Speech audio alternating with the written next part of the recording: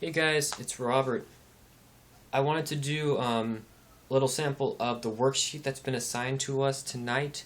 Um, so hopefully you guys, it'll be clear. I don't know, people might have questions. I never know about that. So yeah, I wanted to do a couple problems. I'm going to do problem number 3, an example of that, and then an example of problem number 1. So I'm doing number 3 first because 3 kind of leads into 1. And I'll be explaining that a little bit later. So number 3 asked you to use the standard heat of formations from the tables to calculate the change in temperature for all of these reactions that would be listed on yours. I blanked it out for mine because I needed space for my problem here. So in all cases, write out the balanced chemical equation first. And that's why, because we're doing the 5 steps, the hard way to solve these problems, step number 1 would be writing out the complete formula. So yes, step 1, write out the complete formula. In my case, it is the combustion of methane, which is the problem that Mr. Nefrata did for us in class. And it looks like this. Very familiar with it. Step 2 is to write out the source equation, which is given to us in the PowerPoint slide. It's slide number, I don't know, like 10 or something, and it's pretty long. Say it 5 times fast, and hopefully you'll memorize it and have it ready for you whenever we have an assessment or something, because I have a feeling something like that's going to be coming up soon.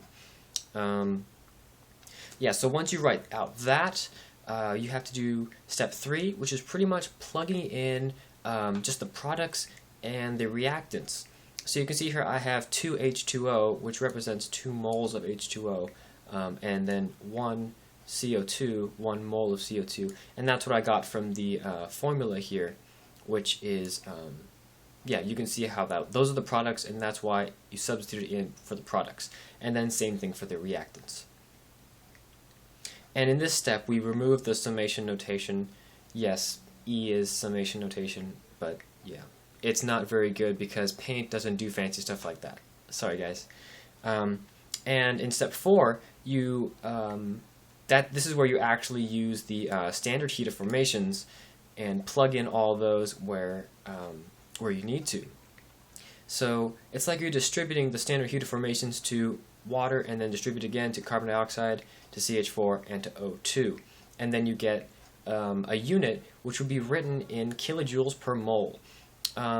See, in class, Mr. Nefrata did not write out this part, the moles of H2O right here, and all these, but this just helps you. I hope it'll help you visualize that, yes, you can write that in, and that is why moles will cancel out in all these steps here. Moles, moles, moles, moles will all cancel out, and you'll be left with kilojoules. And that's how you know the change in heat. That's what you get there. Step 5 will be to write out the kilojoules after you plug all this into your calculator, and it'll either be positive or negative. In this case, it will be negative because it's a combustion reaction. Combustion reactions, you might think of those, anything burning, right? So you feel heat from a fire, but that just means the system of the logs and the fuel in that fire is losing energy.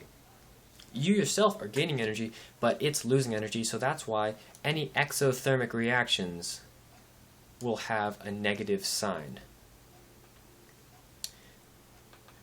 Alright, so that's how you do problem number 3. You have to do this like 5 or 6 times, but hopefully by the last of it, you'll be getting really fast at it. It's a lot of practice. Do your homework, guys.